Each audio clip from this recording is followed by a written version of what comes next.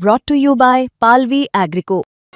पालवी ॲग्रिको, भारताचा पहिला AI तंत्रज्ञानावर आधारित B2B आणि B2C ई-कॉमर्स प्लॅटफॉर्म. शेतीसाठी जे काही लागणार थेट तुमच्या बांधावर पोहोचणार, मोबाईलच्या एका क्लिकवर. बरोबर आहे तुमचं. तुम्ही म्हणताय की संविधान मानलं पाहिजे, बरोबर आहे. पण ह्याच मेधा कुलकर्णींनी गेल्या वर्षी आणि मला वाटतं त्याच्या आदल्या वर्षी सुद्धा त्यांनी त्या भाजपच्याच विरोधात त्या एका मोर्चात उतरलेल्या होत्या, जिथे पुण्याचे नागरिक हा मुद्दा धरून त्यांनी तो प्रोटेस्ट काढलेला होता की बालभारती आणि पौड फाटाचा जो काय नवीन प्रोजेक्ट केला जाणार होता तो होऊ नये, याच्यासाठी मेधा कुलकर्णीच त्यावेळेला तिथे उतरलेल्या होत्या मोर्चामध्ये. त्याच्यामुळे माझं असं म्हणणं आहे की मग आता हे फारच कन्व्हिनियंट नाही वाटत आहे का तुम्हाला की एका वेळेला जेव्हा तुमच्या एका खासदारावरती म्हणजे भाजपच्या एका खासदारावरती आरोप केले जात आहेत जैन समाजाच्या जमिनीवरून, त्याच वेळेला हा मुद्दा इकडे उचलला जातो. हे खूप कन्व्हिनियंट नाही वाटत आहे का? म्हणजे ज्या मेधा कुलकर्णी या काही दिवसांपूर्वीपर्यंत हे मुद्दे मांडत होते, हे कुठेतरी लोकांना विचलित करायचा प्रयत्न आहे का? लोकांना विचलित वगैरे प्रयत्नाचा नाहीये. बालभारतीचा जो मुद्दा होता तो मुद्दा पूर्ण कम्प्लिटली वेगळा होता. आता मी तुम्हाला सांगते की मेधा कुलकर्णी आमदार नसल्यानंतर त्यांना कधी खासदारकी दिली तर एकदम तुम्हाला जे दुसरे खासदार आहेत आणि या मेधाताई यांच्यामध्ये किती काय आहे हे सगळं जग जाहीर आहे. त्यांना वाचवण्यासाठी किंवा विचलित करण्यासाठी मेधाताई कधीही येऊ शकत नाही. मेधा त्यांना एवढंच झालं की त्यांना कळलं नाही. याच्या आधी त्यांनी जे प्रत्येक गोष्टीमध्ये समजा सारसबागेच्या इथे गोंधळ घातला, त्या दर्ग्याच्या इथे गोंधळ घातला, कोथरूडमध्ये सुद्धा नवरात्राच्या सणाचा जो काही कायदेशीर परवानगी घेऊन कार्यक्रम होता तो सुद्धा त्यांनी तिथं थांबवला. त्यावेळी भाजपचे जे नेते आहेत ते त्यांना बोलत नाहीत आणि त्याही ऐकत नाही. त्याच्यामुळे त्यांना असा सोडून दिलेला विषय एकंदरीत पुणे शहरामध्ये तुम्हाला आहे हे लक्षात घ्या. आता त्यांना वाटलं चला बहुतेक मुरली अण्णावर आरोप होत आहेत तर आपण एक सक्षम खासदार म्हणून समोर जाऊ म्हणून त्या मुद्दा घ्यायला गेला. परंतु तीच त्यांची चूक झाली की त्यांनी त्या जो काही प्रश्न समोर आला होता त्याचा कोणताही अभ्यास न करता त्या तिथं गेल्या. आता हा योगायोग आहे. मी पुन्हा सांगते तुमच्या चॅनलवर अत्यंत जबाबदारीने, खासदार मुरली मोहोळ यांना वाचवण्यासाठी मेधाताई कधीही काही करू शकत नाही. उलट त्यांना किती अजून अडकवण्यात येईल हा प्रयत्न ते करतील. कारण का ते प्रचंड एकमेकांचे राजकीय अत्यंत त्यांचे ते वेगळे शत्रुत्व आहे.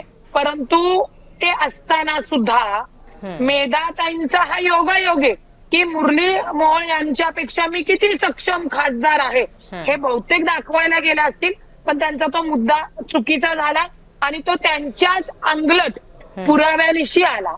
असा तसा नुसते आरोप वगैरे नाही, सगळे पुरावे देऊन. पण हे शेवटी कसं आहे की लोकसभा म्हणजे त्यांचं शत्रुत्व जरी असलं किंवा त्यांचे काही त्यांच्यातले वाद असतीलही, मी काही त्याच्यामध्ये बोलणार नाही.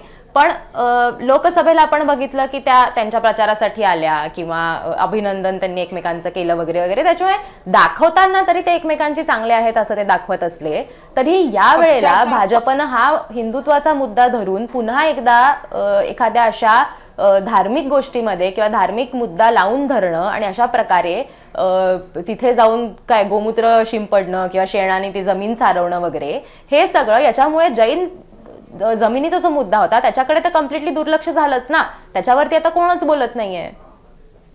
त्याच्यामुळे कुठेतरी हे खासदार हे एकमेकांना कुठेतरी सांभाळून घेतात का इनडिरेक्टली असं म्हणायचं का, किंवा अशी शंका उपस्थित केली जाते लोकांकडून?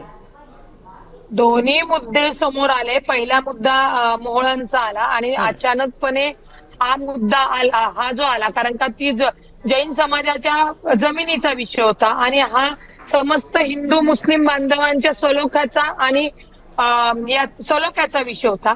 मुळामध्ये एक लक्षात घ्या की तुम्ही म्हणले की तिथं त्यांनी जाऊन शेण आणि गोमूत्र शिंपडलं. तुम्ही बघितलं का जो कार्यकर्ता होता त्यांनी हाताने नाही शेण सारलं, त्यांनी पिशवी घातली होती आणि मग शेण सारलं. मग जसं नमाज पडणं गुन्हा आहे तसं एसआय मध्ये शेण आणि गोमूत्र टाकणं पण गुन्हा आहे, तोही गुन्हा दाखल व्हायला पाहिजे होता. पण अद्याप आता ठीक आहे, दिवाळी आहे म्हणून पोलिसांनी आम्हाला सगळी आश्वासनं दिलेली आहेत. आम्हालाही आमच्या पुणे शहराचं सामाजिक सलोखा सामाजिक वातावरण बिघडवायचं नाहीये. त्याच्यामुळे आम्ही पोलिसांना तपास करा, समोर आणा आणि आमच्यावर गुन्हे दाखल करा सांगितलेलं आहे. तुम्ही सांगितलं की मेधा कुलकर्णी प्रचाराला दिसल्या, तो पक्षाचा जो काही आदेश असतो त्यांना जो दिला होता ते नावाला दाखवायला त्या तिथं आल्या होत्या. आमदारकीला त्यांना बाजूला काढलं. चंद्रकांत दादा आमदार झाले तेव्हापासून त्यांच्याकडे काही नव्हतं. मग त्याच्यानंतर आमदारकी नंतर त्याच आमदारकीला मुरली अण्णा सुद्धा स्पर्धेमध्ये होते. त्याच्यानंतर त्या सगळ्या गोष्टी होत असताना त्यांना कुठेतरी पुनर्वसन करायचं म्हणून त्यांच्या पक्षाचा तो विषय, त्यांनी त्यांना खासदार राज्यसभेवर घेतलं आणि इकडे मुरली अण्णाला खासदारकीला तिकीट दिलं. त्यांच्या इंटरनल पक्षाच्या ज्या काही तडजोडी किंवा कोणाला सेटल करणं तो त्यांचा विषय. परंतु मेधा कुलकर्णी पुणे शहरासाठी काय करतात हा पुणेकर ठरवणार, हा पक्ष ठरवू शकत नाही. मेधा कुलकर्णी कायदेशीर गोष्टीत आहेत का नाही हे कायदा ठरवणार, पुणेकर ठरवणार.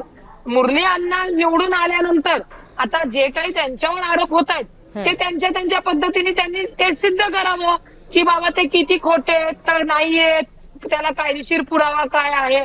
परंतु जैन समाजाचा प्रॉपर्टीचं प्रकरण आणि इथे थेट डायरेक्टली हिंदू मुस्लिम म्हणजे जातीमध्ये तेढ निर्माण करणे हा फार वेगवेगळे प्रश्न आहेत. आणि दुर्दैवाने हे दोन्ही भाजपच्या खासदारांनी केलेले आहेत आणि विरोधकांना कुणी अडवलंय, विरोधकांमध्ये कोण सक्षमच नाहीयेत. आणि आम्ही जरी सत्तेमध्ये असलो तरी आमचं दायित्व लोकांशी आहे. आमची जी काही लायबिलिटी आहे ती लोकांना आम्हाला द्यायची आहे. लोकांमुळे आम्ही आज राजकारणात आहोत आणि राष्ट्रवादी काँग्रेस पार्टीची विचारसारणी शाहू फुले आंबेडकर आहे.